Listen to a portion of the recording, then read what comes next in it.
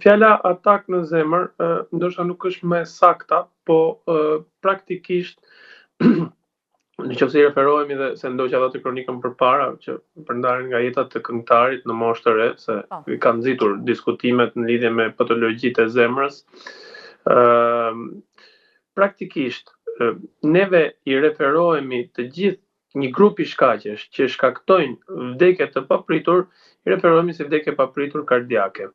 Shkaqet për këtë, pra patologjitë që çojnë drejt një vdekje të papritur mund të jenë të ndryshme. Sigurisht që një pjesë e mirë e tyre lidhen me zemrën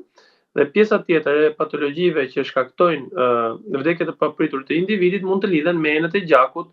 që praktikisht janë enët e gjakut që do duheshin të furnizonin me gjak zemrën apo trurin. Në të gjitha këto variante, pra qoftë kur ne kemi një kompromitim të funksionit pomp të zemrës, të menjëhershëm,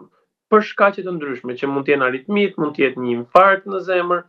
mund të jetë një çarje papritur e aortës, aktiviteti pomp i zemrës bie në mënyrë të menjëhershme, sasia e gjakut në organizëm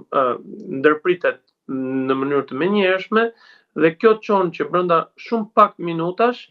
qelizat e trurit, të cilat tani nuk po furnizohen me gjak, të dëmtohen në mënyrë të pakthyeshme dhe dëmtimi i tyre i pakthyeshëm shpeshherë pastaj është edhe shkaku i vdekjes së individit. Pra,